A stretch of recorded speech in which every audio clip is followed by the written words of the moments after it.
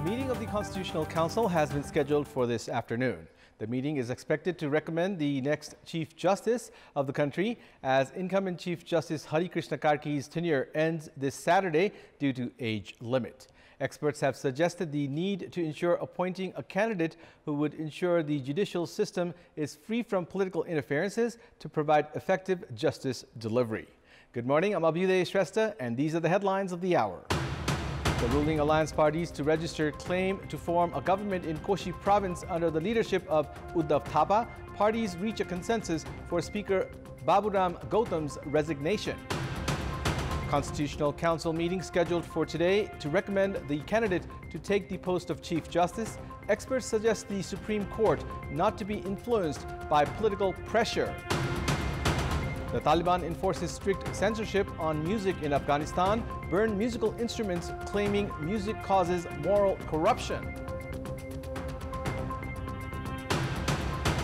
And Team USA up against Portugal in the Women's World Cup today. Netherlands also to play against Vietnam, England to face China, Denmark also to clash against Haiti. The ruling alliance parties are preparing to register claim to form a government in Koshi province under the leadership of Uddhav Thapa. The parties reached a consensus today for Speaker Baburam Gautam to tender his resignation. A consensus was reached at the meeting of the ruling alliance parties held at the official residence of the Prime Minister in Balwatar earlier this morning to let Speaker Gautam resign from his post and register a claim to form the Koshi province government under the leadership of Nepali Congress Parliamentary Party leader Uddhav Thapa.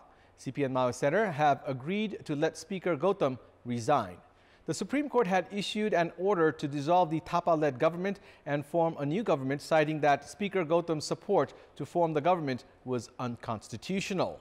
According to a leader who participated in the meeting of the ruling alliance parties this morning, the parties decided to form a government in Koshi province under the leadership of the alliance after failing to receive the support of Rashtriya Prajatantra Party. Province Governor Parshuram Kapung had called on the parties to furnish their claims for the formation of the province government by 5 p.m. today. Support from 47 out of the total 93 members of the Koshi Province Assembly is required for the formation of a majority government. The Assembly comprises of a total of 46 members from the ruling coalition, with 29 members from Nepali Congress, 12 from CPN Maoist Center, 4 from CPN Unified Socialist, and 1 from Janata Samajwadi Party, while 40 members are from the main opposition CPN UML and 6 from Rashtriya Prajatantra Party. A meeting of the Constitutional Council has been called for today to recommend the candidate to take the post of Chief Justice once the incumbent Chief Justice Hari Krishna Karki retires on 5th of August. Karki is retiring in 4 days based on age limit. Based on seniority among the 12 justices, Justice Vishwambar Prasad Shrestha is the senior most ranked justice at the Supreme Court and the most likely candidate to bag the recommendation. Shrestha is followed in seniority order by Justice duo Ishwar Prasad Khatiwada and Ananda Mohan Bhattarai. The Constitutional Council will have to choose among the 12 justices and recommend to the Parliament the name of a justice to lead the judiciary. At this juncture, experts have highlighted the need to ensure appointing a candidate who would ensure the judicial system is free from political interferences and effective justice delivery. Based on constitutional provisions, the Council must recommend the candidate for Chief Justice a month ahead of its vacancy. However, the trend of 11th hour rush has remained unchanged. Should the Constitutional Council decide on a candidate today, the Parliamentary Hearing Committee will proceed with the hearing and then forward the recommendation to the President for endorsement if the candidate clears any complaints filed against him. The House of Representatives session called for yesterday was adjourned till today after main opposition CPN UML warned of continuing obstruction at the lower house until a high-level committee was formed to probe into the recent gold smuggling scandal. General Secretary at the Federal Parliament, Bharatraj Gautam, following a directive from Speaker Devraj Gimire, informed that the session had been adjourned. Earlier yesterday, CPN UML had informed the Speaker it would encircle the rostrum and obstruct session until the committee was formed. Speaker Gimire has, however, already held a meeting with leaders at the Parliament to support for the resumption of the House session. Speaker Khimere has also held consultations with Deputy Prime Minister and Home Minister Narankaji Shrestha. Speaker Khimere was compelled to adjourn the session at the lack of positive feedback from CPN-UML. Earlier yesterday, Prime Minister Pushpakamal Dahal had also held a discussion with CPN-UML Chair KP Sharma Oli in line with the House obstructions. During the meeting, Oli had remained firm with his party's stand. Following his unsuccessful meeting with Oli, Premier Dahal had held consultations with chief whips of other parties at the parliament. During the meeting, Premier Dahal took stock of the progress in formulating laws related to transitional justice. The chief whips, meanwhile, informed the Premier that the subcommittee formed by the Parliament's Justice, Law and Human Rights Committee had concluded deliberations on the laws and was preparing its report. They had also drawn the Premier's attention towards the delay in appointing parliamentary committee chairs, saying it had affected overall efficiency. The Revenue Investigation Department has arrested 18 individuals, including 3 nationals of Chinese origin, in the 100-kilogram gold scam. It is rather unnatural to see Chinese connection of late in the instances of gold smuggling. In the meantime, the political connection of these Chinese nationals provides serious concern for deliberations. The Revenue Investigation Department raided the capital's Tamil-based hotel Vienna. The hotel is in the name of Rolpa's Amala Roka, while its real owner is Dawa Chiring, a Belgian of Chinese origin. Chiring has now been arrested on charges of his involvement in the gold smuggling scam. Married to Amala Roka, his recent photographs with CPN Maoist leader Barshaman Poon has given way to speculations of his political connection. According to the department, Chiring might have played the role of the management of the smuggled gold. It may be recalled that when Nepal police arrested a group of 122 individuals who were running a call center in Kathmandu to swindle Chinese nationals, Chiring was found to be the leader of that group. The department believes that Chiring has now switched to gold smuggling following the police raid on his call center in 2019. In the meantime, Chiring's connection has been established with CPN Maoist leader Barshaman Poon to Dipes Poon, the son of former Vice President Nanda Bahadur Poon. Another Chinese national of Indian origin, Lim Jikwan, has been stationed in Nepal for quite long, as Chinese involvement was also revealed in the gold smuggled in vape containers. The arrested Chinese national at the time is also known to have connections with Rahul Mahara, the son of another CPN Maoist leader, Krishna Bahadur Mahara. However, the district court had dismissed the case, citing lack of evidence. The repeated resurfacing of the names of political leaders only favors speculations of political connection in the latest cases of gold smuggling. It's time now for our segment Public Pulse, where you text us with your opinion. Public Pulse. Here's the question. What's your take on the demand for the formation of a high-level committee to probe the gold smuggling scam? Your options are A, a positive initiative, B, present probe is enough, and C, a ploy to dilly-dally. The voting is on. Type NEWS, select your option A, B, or C, and send it to 34001 to share your opinion with us. The Transport Management Office in Lalitpur's Ekantakuna has over 200,000 driving licenses to distribute. In the past 6 months, the Department of Transport Management has failed to send a single license.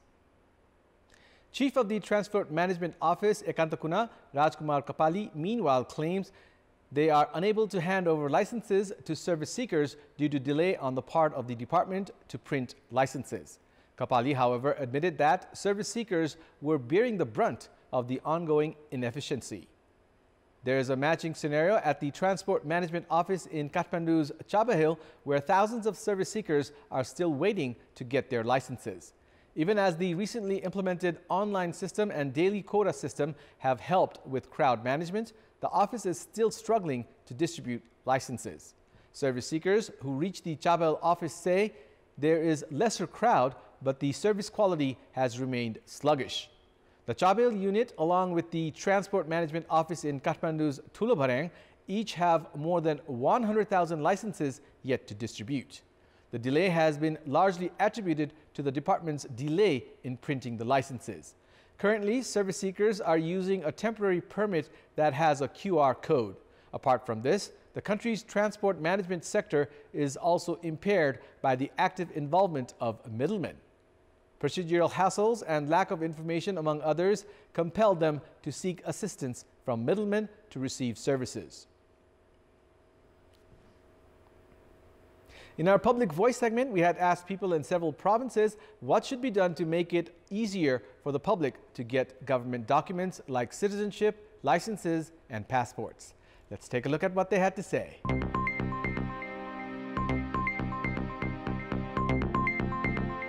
Reception जस्तै राखेर एउटा staff राखेर त्यहाँ कागजहरु के चाहिन्छ त्यो सबै राखेर त्यो एउटा चाहिँ एउटा अलरेडी मान्छे राखिराख्नु पर्छ सूचना नै टाङ दिनु पर्ने हैन पार्टी पेटीहरुमा या भित्ताहरुमा टाँकिदिनु पर्ने सहायता केन्द्र भनेर एउटा स्थापना गरिदिनु पर्छ सहज गराउनको लागि पहिला जानकारी दिनु पर्छ अनलाइन मार्फत दिनु पर्यो नागरिकता के भने स्टाफ बढाउनु पर्यो नेपाल पनि टेक्नोलोजीमा अगाडि बढ्नु पर्यो गाउँपालिकामै बनाइदिए राम्रो हुन्थ्यो प्रवृत्ति मैत्री वातावरण सिर्जना गर्नु पर्यो सेवा लिन जाने मान्छेले आफूलाई के कागजात चाहिन्छ त्यो आफूले लिएर जानुपर्छ जिल्ला प्रशासनबाट एउटा जस्तो टिम बनाएर पहिला जो नागरिकता वितरण गरिन्थ्यो नि गाउँ-गाउँमा त्यो भइदिएको भए अझ सेवा दिने निकायहरूले सेवा गराएको हित बमोजिम छिटो छिटो कामहरु गर्दिनु पर्यो कर्मचारीहरूले अप टु डेट अवस्थामा राख्नु पर्यो अनलाइन पेमेन्ट सिस्टमहरु भयो भने वडा पालिकामा नगरमा यसलाई अझ विभाजन गरेर गर्यो भने बढी सहज हुन्छ आफ्नै vada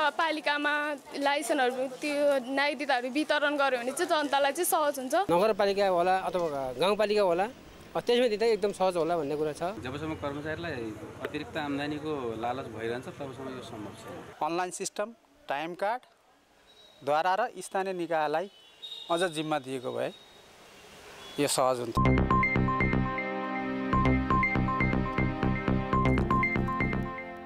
This year's plantation season is nearing its end. However, farmers are yet to access required amount of chemical fertilizers.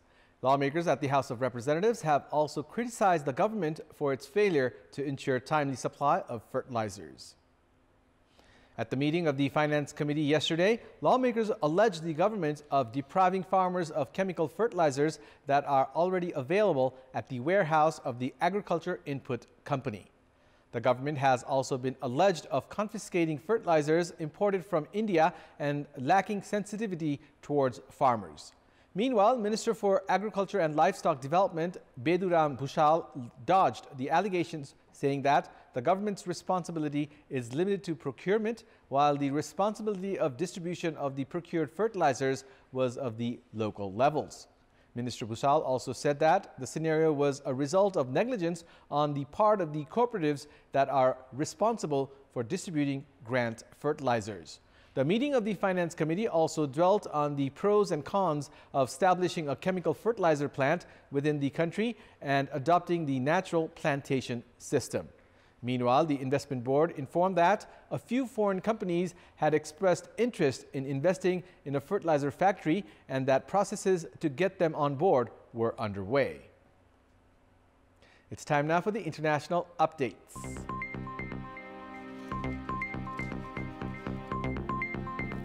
The Taliban have burned musical instruments in Afghanistan, claiming music causes moral corruption. Thousands of dollars worth of musical equipment went up in smoke on a bonfire on Saturday in western Herat province. Since taking power in 2021, the Taliban have imposed numerous restrictions, including on playing music in public. Ahmad Sarmast, Afghanistan National Institute of Music founder, likened their actions to cultural genocide and musical vandalism. Some of the items set ablaze in Herat included a guitar, a harmonium, and a tabla, a kind of drum, as well as amplifiers and speakers, according to images online. Many of these had been seized from wedding venues in the city. An official at the Taliban's Vice and Virtue Ministry said playing music would cause the youth to go astray. A similar bonfire of instruments was organized by the Taliban on 19th of July. Its government posted photos of the blaze on Twitter at the time, but did not say which part of the country it had taken place in. All forms of music were banned from social gatherings, televisions, and radios while the Taliban were in power in Afghanistan from the mid-1990s until 2021. Myanmar's ruling junta has officially postponed an election promised by August this year after its 2021 coup, state television reported last night. Junta leader General Min Aung Hlaing, in a meeting yesterday with the army-backed National Defense and Security Council, extended a state of emergency by 6 more months. The military had pledged to hold elections by August 2023 after it overthrew the elected government headed by Nobel laureate Aung San Suu Kyi, but it cited ongoing violence as a reason to postpone the vote. Myanmar has been in chaos since the coup, with a resistance movement fighting the military on multiple fronts after a bloody crackdown on opponents that saw Western sanctions reimposed. At least 6 people, including a child, were killed yesterday after Russia launched a missile attack on the central Ukrainian city of Kryvyi, the hometown of President Volodymyr Zelensky. Ukraine's interior minister said 69 others were injured when missiles slammed into a high-rise building and a university yesterday. Regional Governor Serhiy Lysak declared a day of mourning for those killed. The home city of President Volodymyr Zelensky, Kryvyi, has been a consistent target for Russian strikes. President Zelensky, who grew up in the city of 600,000 people, said a pair of missiles smashed into the residential apartment block and a university building yesterday morning. A video posted by President Zelensky showed that much of the high-rise building had been completely demolished by the strike, with a large scar running up the structure. But officials said around 150 people managed to escape the blast unharmed. Writing on Telegram, the Ukrainian leader said more than 350 people were involved in rescue operations, and Regional Governor Lysak said later that another 30 people were rescued from the building by the emergency workers. That's all for the moment. Thank you for watching. Have a good day.